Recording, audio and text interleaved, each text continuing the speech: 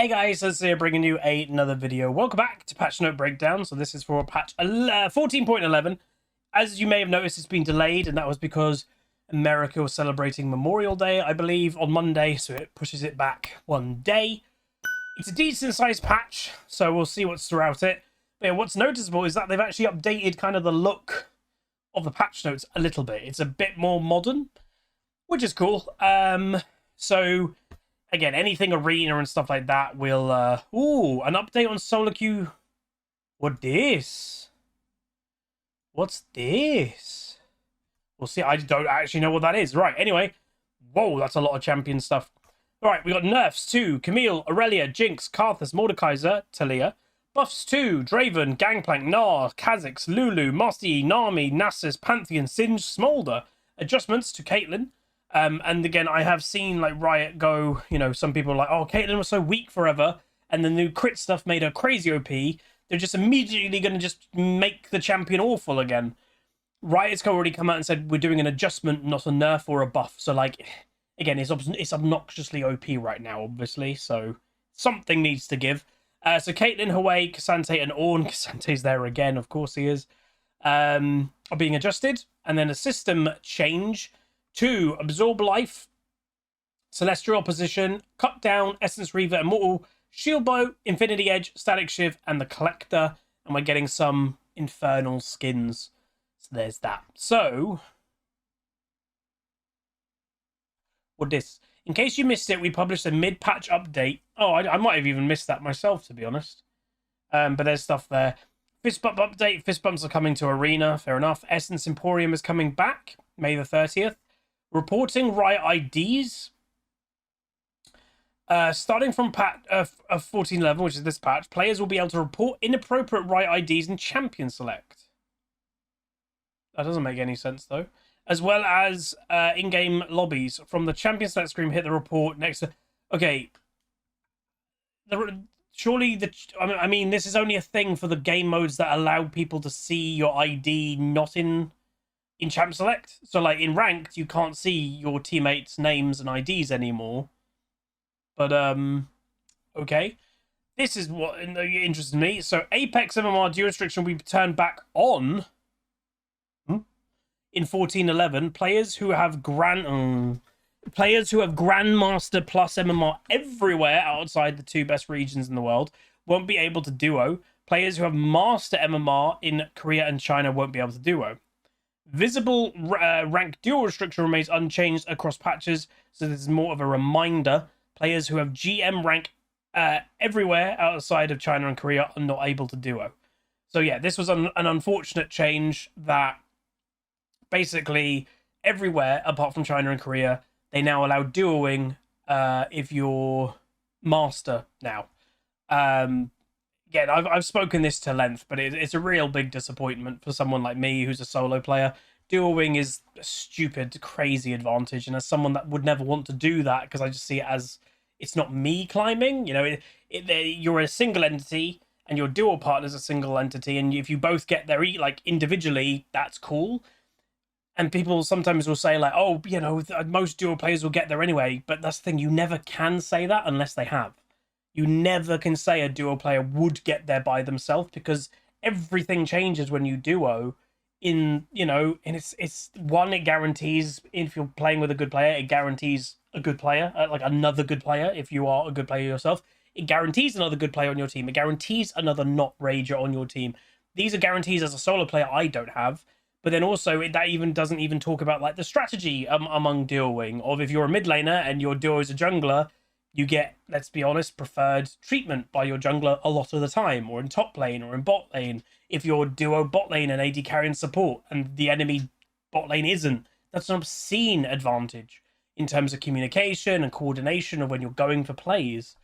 It's crazy. And again, to me, the icing of the cake with them bringing it back, the icing on the cake was the 2 best regions in the world, Korea and China, both just said, no, we don't want that.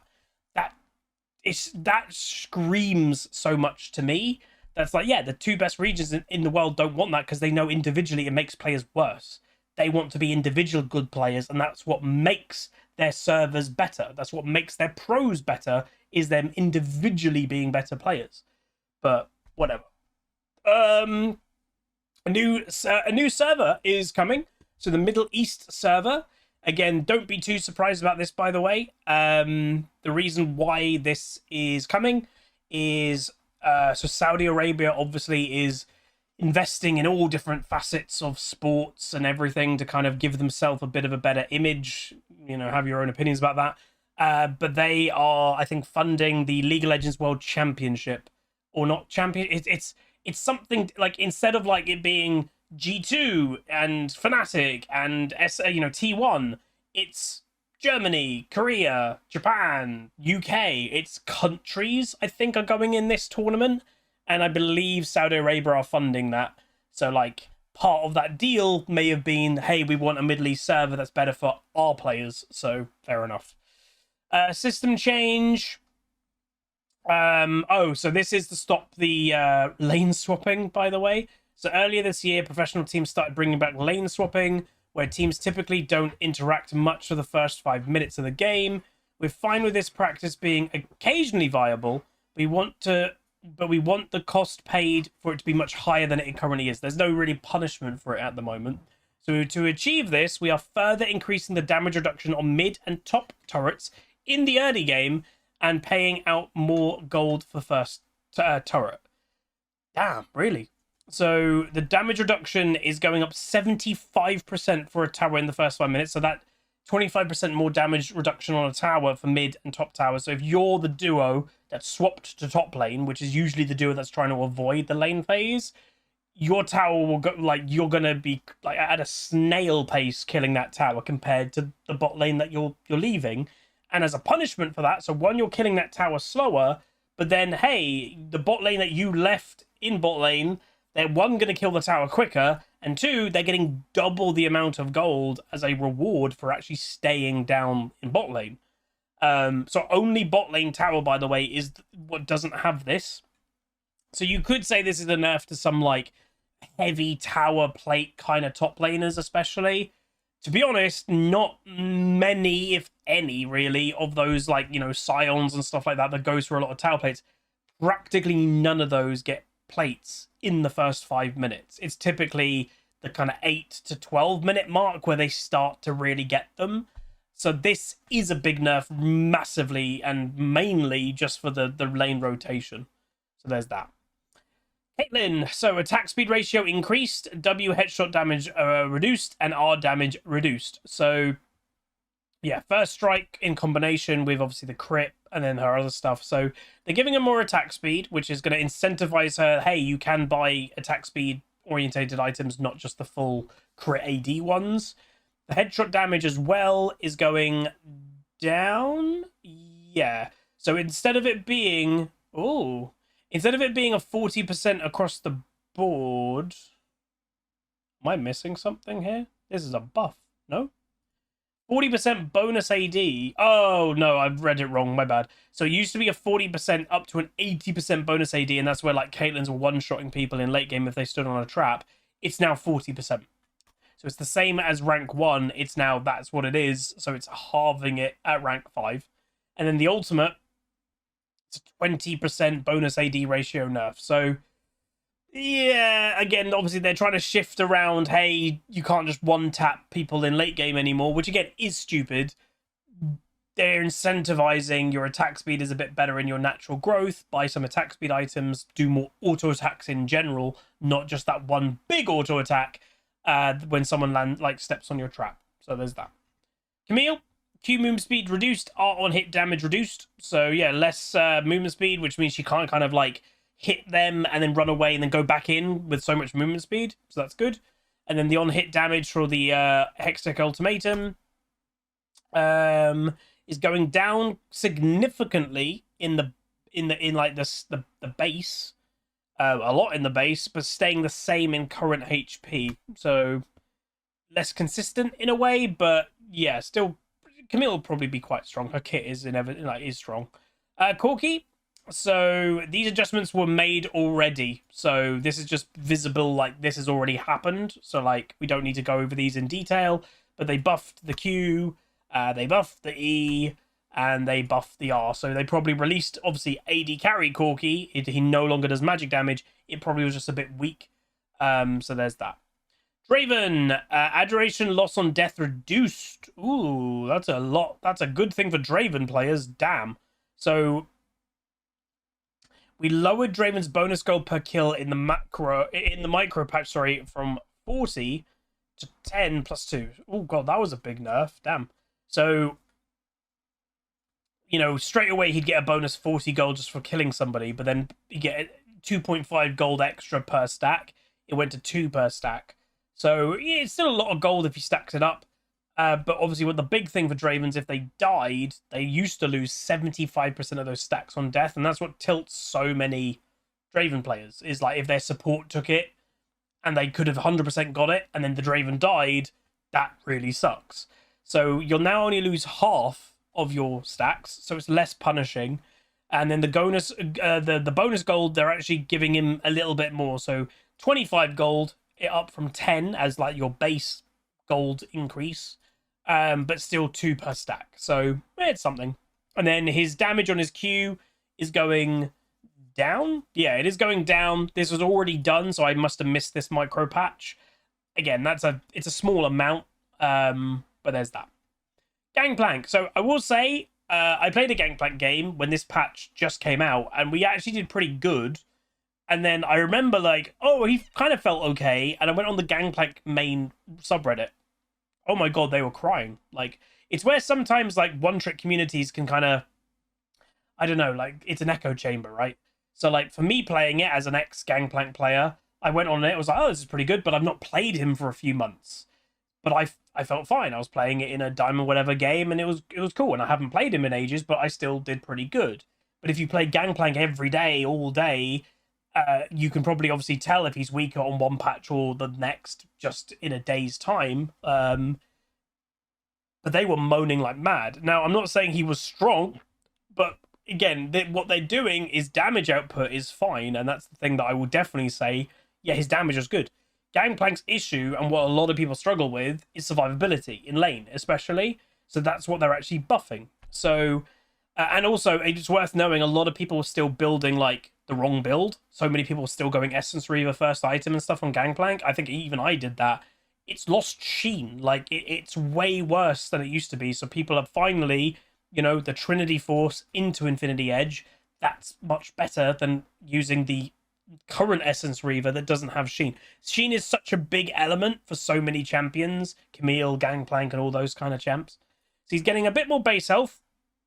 And he's getting 0.5 increase armor growth. That is pretty good for lane phase. You know, it's not making him tanky by any means, but like that will give him more survivability, and that is what he needs. So I'm actually kind of okay with that.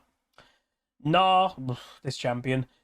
Attack damage growth increase, Q damage increase. Yeah, he needs buffs, but hilariously, I don't even know if it's damage he needs. He needs survivability.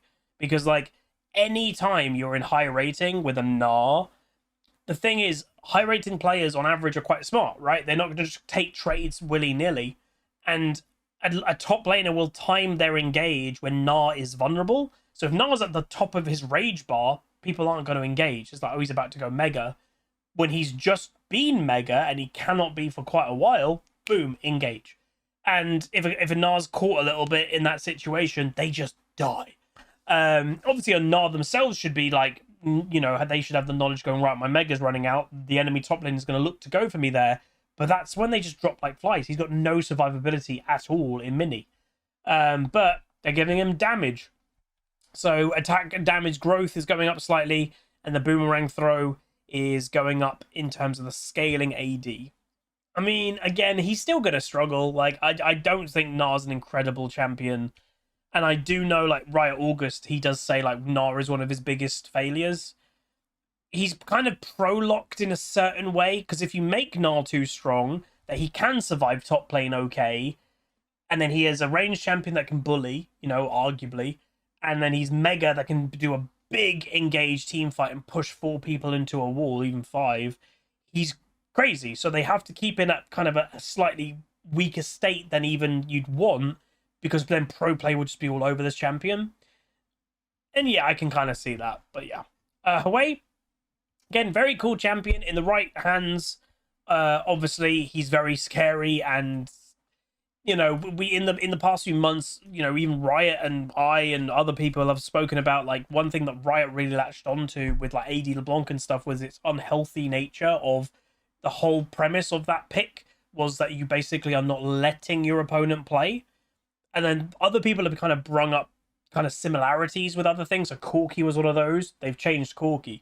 A lot of people are saying Gragas is that, especially in top lane, because his E has priority over everything, and if you're playing just a standard melee top laner, he E's, does a bit of damage, has phase rush sometimes, and just runs away before you can literally do anything. You cannot react, and you can't CC him because you're stunned or whatever from his E. He does a little damage combo, and then he's phase rushing, running away. So Gragas is a bit like that, but what I was going to say, Hwei is a little bit like that. But the difference, I would say, with something like Hwei falls kind of into the Xerath category. So if Hwei plays very well, you are supposed to kind of get owned by him. That's the kind of thing. If a Xerath hits every single skill shot, you are supposed to kind of get owned by him. But their weakness is they're basically no mobility whatsoever. Hwei's got a movement speed on his WW, I think it is. Like, that's all he's got. Or is it? Yeah, no, it might be WE. He's got slight movement speed. Like, Xerath has none. But, like, that's the kind of point. Is the difference is that some people like to compare, like, AD LeBlanc, Corki, Gragas, they all have mobility inbuilt in their kit, so they do what they want, and then they can just scatter away with mobility. Hwei can't really do that. Xerath can't really do that. So that's kind of why I'm okay with Hwei, because they have to hit everything to be effective. So, Devastating Fire, the QQ, max health, which obviously is the bread and butter of this champion, is what most people just, continuously throw out. It's going down on max health damage by 1%. It doesn't seem like a lot, but it does add up. If you're hitting them continuously in lane, you will feel the 1% nerf throughout a lane phase more. And then the QE, like the wave clear, kind of the rumble, if you will. They're not touching the base damage, but they're touching the scaling. 5% nerf on his AP ratio. So yeah, less wave clear especially. So I'm okay with those nerfs because, yeah, the champion is strong, but this is the thing. He's strong in the right hands. Pro play and stuff. The challenger level players is where Hwei shines. And he should. Like, he's got 10 abilities. He should shine in those kind of situations. Aurelia, health growth decreased. So they're just saying she gained a bit too much strength from the changes overall from last patch. So they're just reducing her health, making her a little bit more vulnerable in lane phase. Jinx, so again, one of the strong AD carries, kind of the top three in my book at least. Caitlyn was number one. I would put personally Jhin number two and then Jinx number three. I know some people would put Jinx as above Jhin. Like, the thing is, I would say Jinx is easier to play than Jhin in quite a few ways. So, like, you may see more Jinxes pop off than Jhins, but I think Jhin's, like, of how strong they can actually be, I would put Jhin ahead. Caitlyn, I think, was easily number one. And then for me, when I've seen people play it, and I've even played it myself, yeah, I'd put Jhin, then Jinx. But again, it's where, data is all well and good, but sometimes you have to nerf something that is simply played more. And I would imagine Jinx is just played more than Jhin, and she's more accessible. She's easier to play. It's Jinx. She's not that hard. So they are just nerfing her attack damage growth. They're just toning that down, just making her a little bit less obnoxious with pure AD. But obviously, this is obviously a result of what Riot did with the item update. They specialized items more. This item doesn't have attack speed and AD and crit and something else. A lot of them, they removed the attack speed off them. These champions just have so much AD now. But yeah. Karthus. So again, has been doing very well recently in jungle, in bot lane, mid. I've even, some people are even doing it. So they're just nerfing his Q, and they're doing it basically because Blackfire Torch exists. So he benefits from it. I'm okay with this nerf, to be honest. It doesn't affect his damage with his ultimate or anything like that. So they're just slowing down his at least first clear, really. So the scaling is the same, and then it's, these don't seem like a big nerf. Level 1, it's a 2 damage nerf. But the thing with Karthus, remember, he's spamming this Q in jungle clear, so it will slow him down. Those 2s, if he's clearing a blue buff and he uses 10 Qs to kill it, let's say, or in just a level 1, that's 20 less damage on that blue. That could be, you know, it sounds stupid to say, but it's a second or even less than a half a second slower on every single camp. It's probably what he needs right now. So I'm kind of okay with that. Kha'Zix's Q damage increased. So scaling is staying the same, but yeah, his base damage is going up. So there's that. And again, Kha'Zix didn't deserve the win rate loss he got when we decided to help him out. The thing is, like, to me, champions should kind of peak and trough. Like, we had assassin meta, you know, quite, you know, a little while ago, and assassins were in every single game. I'm kind of cool with it not being assassin meta at the moment. Like, not every game there's 2 assassins in the jungle, you know? It's kind of refreshing. I'm cool with seeing a Sejuani in the jungle and a Karthus in the jungle. Like, it's other champs that we haven't seen as much in the last year or two.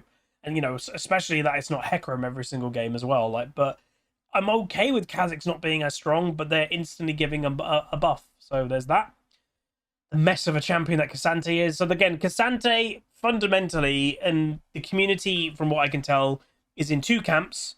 Agree and disagree. There's not really any middle ground. You know, I've had debates in my Twitch chat about this champion, and you can just definitely tell 95% of the community think this champion's crazy.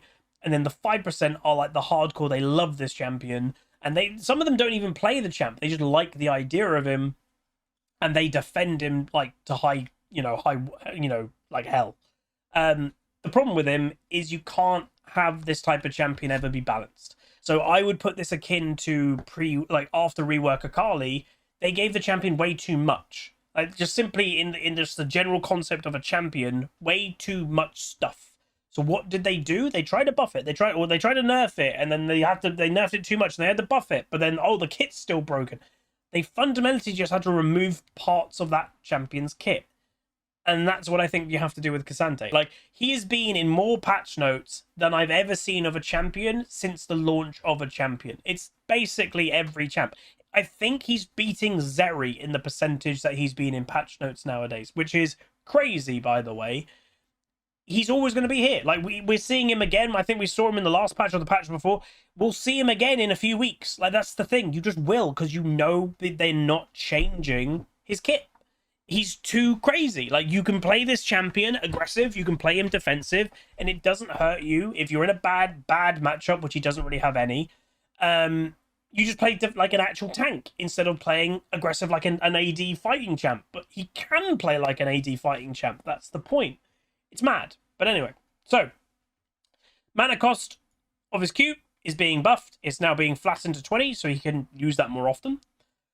The damage reduction was 40 to 65 based on his level. It's now going down to 30, so this is a mega nerf, especially to late game. So there's that.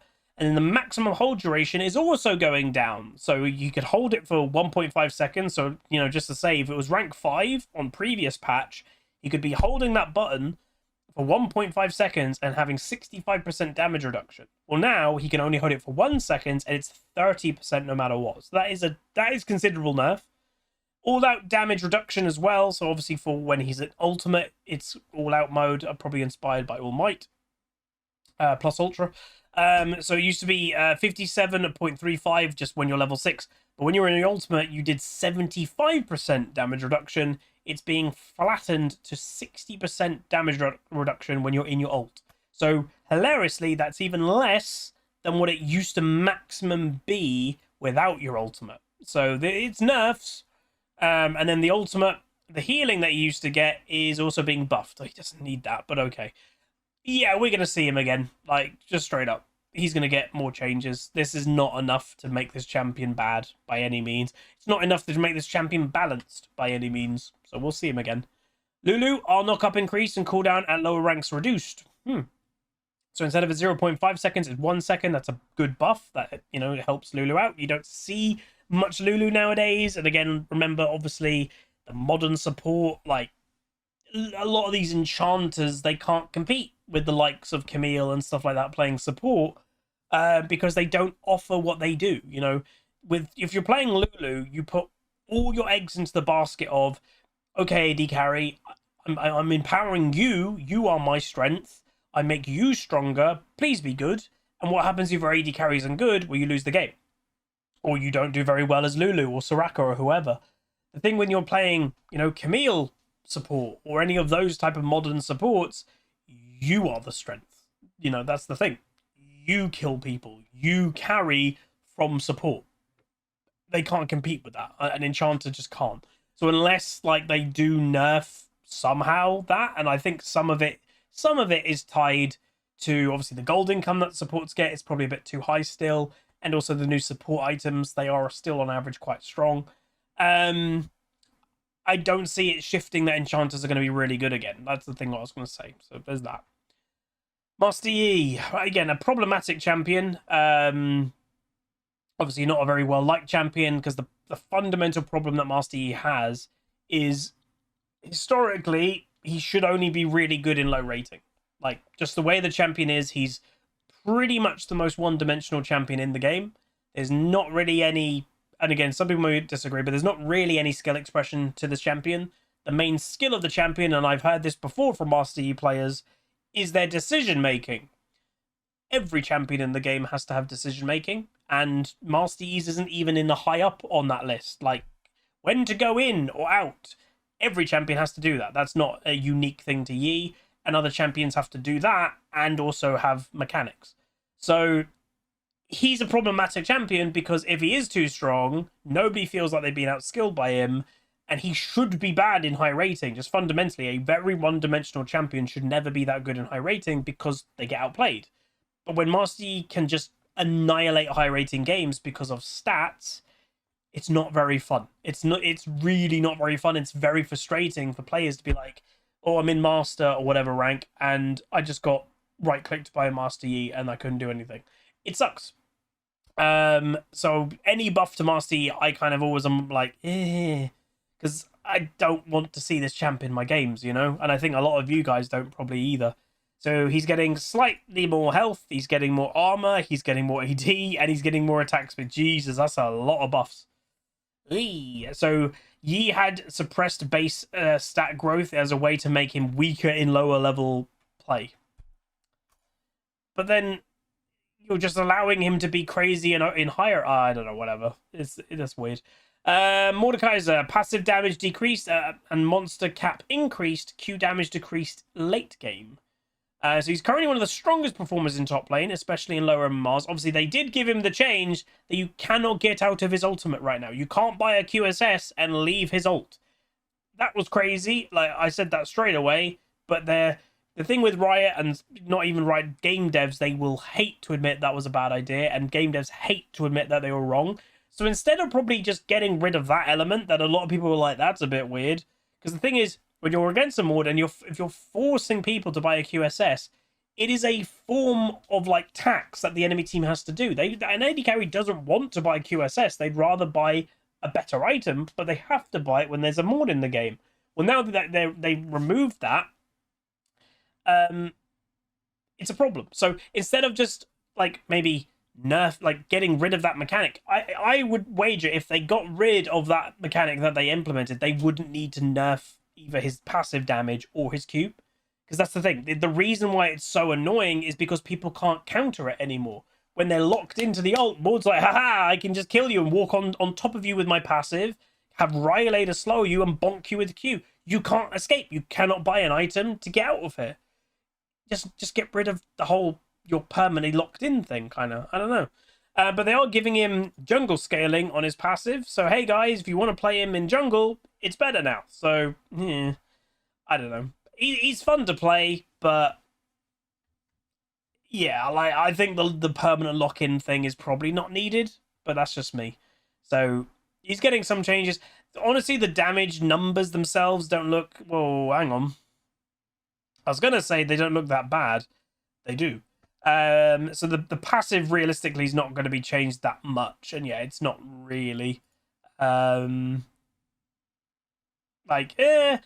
it's being leveled out as 5 damage per second, where it used to go up to 15 when you're level 18. It's no longer going up to 15, so that is a nerf. Still 13% AP and still the standard target max health stuff, so that's the same, but the flat damage is less. But then Obliterate, the base damage is slightly buffed. And this is where they're compensating buffing it, because it used to do plus 5 to 139 based on your level plus 70% ability power. It's now doing 0 bonus, presumably at level 1, and only 45 based on level. So at level 18, it's doing 45 extra damage plus 70% AP. But obviously what they're doing is they're giving it, so let's just say you're ignoring AP ratio because that's the same. You're level 18. You know, in situation 1 pre-patch, you did 155 plus 139 based on your level. So the difference, but then they've now, so 139, the difference at max level now is 45. So that's just shy of 100. So what, 94, whatever. So that's a 94 nerf, but they're only giving it 45 more base damage. So it is nerfing that by about 50 or so, give or take, damage. So you will feel that, you know, if you now on current patch, you know, Mordekaiser, you don't kill someone at level 18 and they survive with 40 health, old Mordekaiser would have gotten that kill. So, Nami, again, exact same problem that Lulu's got, Enchanters. Like, you know, Nami is one of the easiest champions to play in the game. Accounting for other champions' win rate losses due to inexperience, Nami should sit as one of the highest win rates in the game. So we're buffing her. Our W buffs. The thing with Nami, like for me at least, and I know they tried to get her out of Lucian jail, if you will. I only really see Nami in 2 situations. 1, with a Lucian still, or 2, it's a Nami main. I don't really see people going, oh, you're playing insert other AD carry here, I'll pick Nami. Nobody does that. Like, they just don't.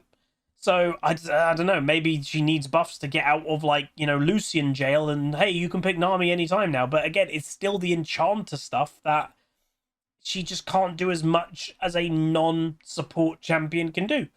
So her attack damage is going up, which again, some people may find weird, but supports are supposed to harass in lane with auto attack, so that is a buff. It was a buff to better Nami players, basically. Mana cost of her W is coming down, so it's less less mana intensive to actually like use your W throughout lane phase and stuff. And the ultimate, the slow, is just getting leveled out to 70% straight away, so it's better earlier into the game. So they are pretty decent buffs, to be honest. But I still think it's kind of Enchanter jail, but we'll see. Nasus, attack damage growth increased, E, mana cost reduced, and armor reduction increased. They're pretty nice buffs. So yeah, more attack damage, not bad. And then the Spirit Fire is going down on mana and is giving him more armor reduction, up to 50% armor reduction at rank 5. That's pretty good. So they're just saying here, we're also lowering the mana cost of his E and buffing its armor shred to increase Sundered Sky's popularity and strength as a second item compared to Frozen Heart. So I guess what they're saying is, hey, go Trinity Force first, then go Sundered Sky. They're trying to kind of force people to do this build because they're saying it's stronger. So I guess go Trinity Force, Sundered Sky, then Frozen Heart. Or Spirit Visage if you're against AP. Okay, that'll be interesting. Ornn. Ornn may now upgrade all legendary items to Master or God items. So all items, minus Magi's, Archangel, and similar items to that. So like stack items, presumably. But I think Rod of Ages can be, so I don't know. Weird. So yeah, they're just saying every item basically can. And again, just to make it very clear, whichever item is your number 1 in like your box of items, that is the one that will be upgraded. So whatever one you want to be upgraded, put it there. So yeah. Pantheon, Q charged has an AP ratio. W damage formula adjusted to max HP scaling. Ooh. And E now grants armor and magic resist after using. Are they giving this champion a bit of scaling? Charge damage is staying the same. Well, they're not saying what it was, but they're just giving it a 50% AP ratio as well. Like, in what context is that useful, though? You're not going to buy an AP item, right? So we're shifting around a few AP ratios around while we're still hoping to avoid nerfing his AP. Pantheon as an AP build? We don't expect AP Pantheon to be particularly valuable on Summoner's Rift, but it inspires, ARAM or Arena. Oh. All right, okay. W for his shield, the physical damage. Whoa, that's big. Whoa. So it used to just do damage plus AP, which again was kind of useless. Ooh, it's now doing max HP damage.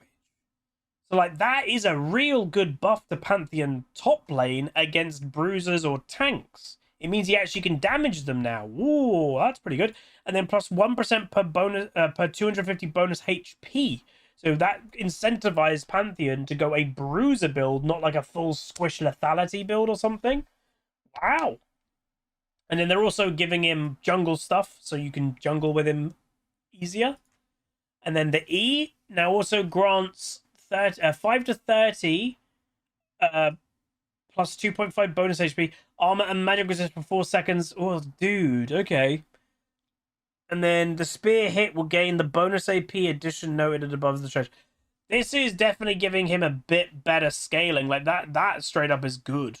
Like that is good. And with per 250 bonus HP, like Pantheon probably within a fighter build could probably get what? At least 1,000. So that would be an extra 4%. So that could be up to like 11% on his W. Damn, that's pretty good.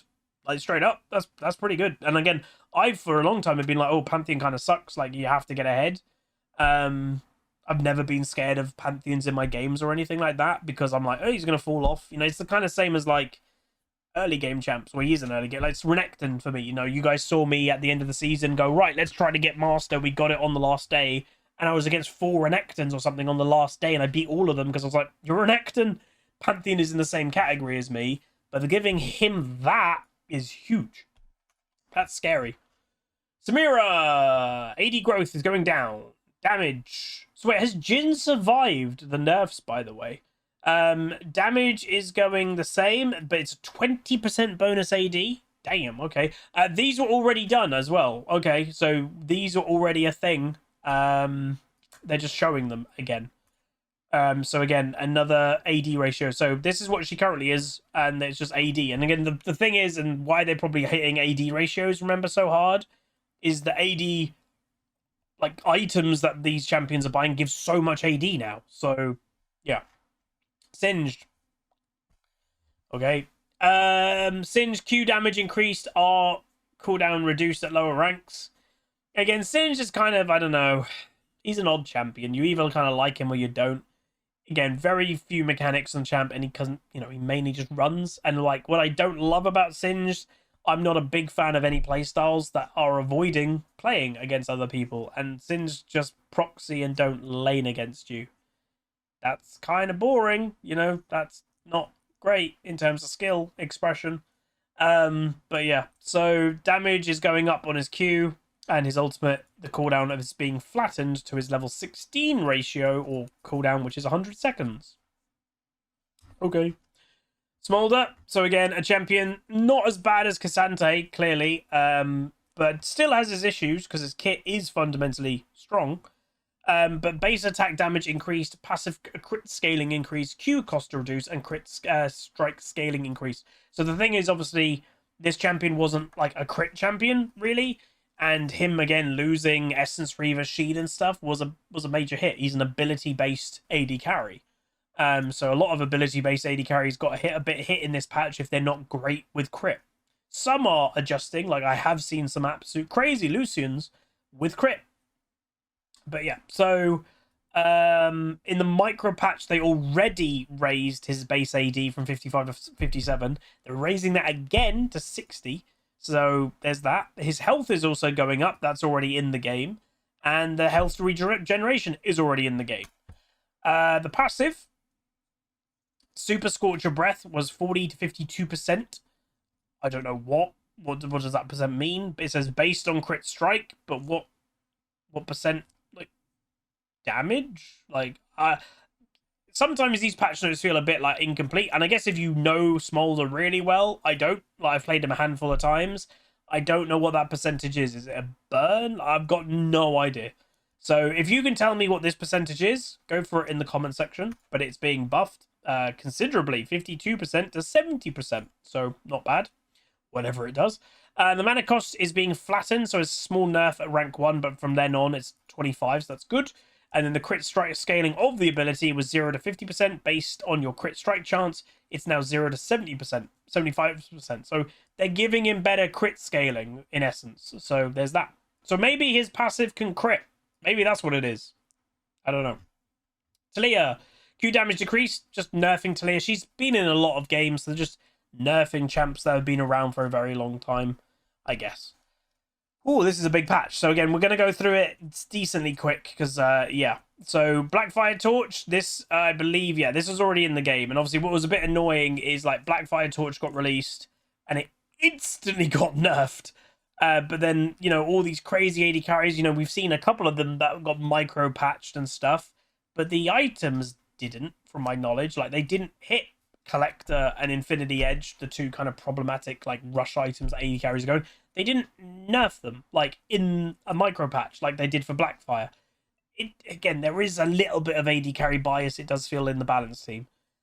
So this is already in, by the way. So it went from 60 burn damage to 45 with a 12% AP ratio. It's now 9. So they nerfed it like 25% nerf overall. So that's decent. That's a big nerf. Celestial Opposition passive no longer triggers off Knight's Vow damage. So there's that. Essence Reaver is becoming cheaper. But yeah, in the micro patch, we increased the AD on Essence Reaver. So they buffed this item in a micro patch.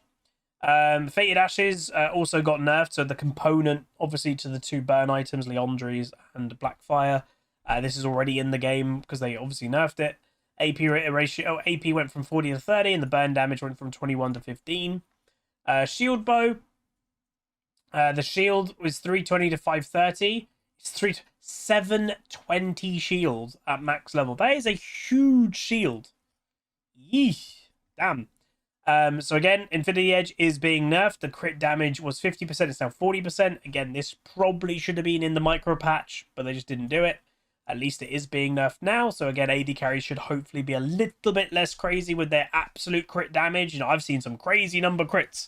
You know, mainly from Caitlyn and Jhin, their absolute numbers that they can do of one auto attack has just been crazy. But that will hurt that. So there's that. Knight's Vow. This is already live, apparently, so the health has gone down and the ability haste has gone down. Static Shiv. So Static Shiv landed way weaker than we intended in this update. Again, Static Shiv, I will say, is always kind of a problematic item. Like, they introduce this item every few years, then have to take it away. Again, a lot of the time it just lands as a bit of like an annoying split push item rather than being useful in like a healthy 5v5 situation. So it's becoming cheaper. It's gaining a stat. Wow, that's a crazy buff for an item. Like, think about that. It's cheaper by 100 gold. It's gaining 7% movement speed. It's gaining 5 more AD. It's gaining more attack speed. And it's getting a 25% buff on its spark damage.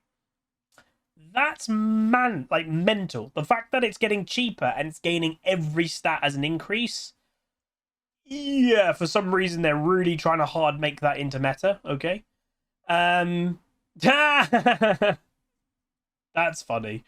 So the maximum serrated Dirks in inventory, you could have 6. You could have unlimited, you know, the maximum slots you can buy 6 of them. You only can have 1 of these at a time. I have seen a Corki build floating around that people were buying 2 of these in the early game, and it gave them so much snowball potential. They're getting rid of it. I think someone even said like the Bowser Fest might have been doing it on Scion as well. So they're just straight up, no, you can't do that anymore. Damn. Zeal, crit strike chance is going down, so it's a 5% nerf. Okay, there's that. Cut down. Well, we're happy with Cut Down's new design. Its output is a bit lower than what it was last patch, so we're making it a bit stronger. So deal 8% increased damage, except true damage, to champions above 60% maximum health. It's now deal 8% increased damage, except true damage, to champions above 50% maximum health. So just helping, you know, especially like killing a tank when they're up at like 7,000 health or something, especially is more, well, good then. Absorb Life is currently the clearly weakest option in its row, so we're giving it a buff. Healing was 2 to 17, it's now 2 to 20 based on your level, so there's that. ARAM, don't really care about. Arena, I'm not going to go through that in patch notes. No, I don't even think I've done one arena video since it's come back. And so, yeah, let me know if you want an arena video. I've not seen people, like, really hyped about it. I don't know. And there you go. That's the patch. Some good changes, some, you know, needed, I would say, AD carry nerfs. Again, it's just, you know, don't. I'd actually call myself like an ex-mage player at this point. You know, I tried to play a mage game in the last stream and I instantly regretted it. Like, there's a reason I've stopped playing mages and really stopped playing mid. I just don't find it enjoyable with how the current game state is. And there's no point putting myself through that when I can just play other stuff. Which is a shame because I do enjoy playing mages. But to me, like, it's good that the AD carry stuff is definitely being toned down. Like, you know, the crit of Infinity Edge and stuff like that. Wait, Collector? Did we see Collector? I don't remember a Collector nerf. Maybe they just mean that was Serrated Dirk? There ain't no Collector, is there? No. Collector's not in this list. So either they've forgot it to put it in patch notes, or... Because, again, Serrated Dirk is not here, so maybe that's the change. I don't know. But yeah, I have to say, like, it's good that the AD carry stuff is being toned down, but, like, for the last 2 weeks, it has been bonkers strong. Maybe that should have been included in the mini patch. And again, it's a question that I've always, you know, would love Riot to answer. What makes them decide something like Blackfire gets in the micro patch and something like Infinity Edge and Collector being so crazy don't? You know, what's the difference? Because, like, you know, in practically every game, there's like 90% of games have 2 AD carries, but I'd say the percentage of having, you know, mid laners actually in mid, like mages, is probably lower than, like, there is 2 AD carries always in the game. So, like, surely Blackfire and that would be technically less of a problem than the crit stuff, but I don't know. Obviously, there are some junglers and stuff that can build them items too, but yeah. But anyway, that's going to be it. Hopefully you guys enjoyed. A bit of a longer patch note, but hopefully it was good. Hopefully the information is nice. And it will be obviously out like midnight tonight for tomorrow. So all the games that I record tomorrow onwards will be on this patch. So that's going to be it. Hopefully you guys enjoyed. If you did, do throw a like on the video. As always, I'll be getting this out tonight. So I'll be right now stopping, you know, recording. Straight away putting it in Premiere Pro. Getting it all done. Getting it rendered. Getting uploaded. Making a thumbnail. And boom, it'll be out to you guys in... T-minus, of I say right now, 3 hours and 22 minutes. So you'll be watching that then. Well, but like then 47 minutes if you made it to the end of the video. Whatever. Anyway, I'll see you guys next time. Goodbye. Oh, before I go, if you're still here, hello. Just to remind everybody, if you have not currently, please go subscribe to Huzzy Extra, my second YouTube channel. And if you're like, oh, I don't care about other games. No, that's the point. We're in the process of getting the channel monetized. It's very close. It's about to become a YouTube partnered channel. And my plan is to move second videos from the HuzzyGames channel over to Huzzy Extra. Basically to allow both of the videos per day to do better individually. Because right now, uploading 2 videos a day, the videos compete with each other and they can't kind of flourish. I'm the only channel, I think, on the League world that a lot of us do upload 2 videos a day. But I'm the only channel that does it on the same channel. A lot of people separate them on different channels. So that's what I'm going to do because it does seem to be... Well, I got even said by a YouTube staff about 3 years ago. He's like, that's probably going to kill the views of your channel a bit. And I think it probably has done that. So hopefully this can help recover it. So yeah, go subscribe. You don't have to watch the stuff that's on there if you don't care about Mana Lords and stuff. That's just helping me get it monetized. But when the channel is monetized, probably in the next week or so, we'll be doing kind of a transition that the second channel stuff that, you know, that channel gets the second video of the day. So patch notes, we're moving to Huzzy Extra. So yeah, anyway, I'll see you guys next time. Peace. Call down the reckoning to bring back hope and peace, restore our glory to live forever. Bring down the dark regime. I know how to unleash eternal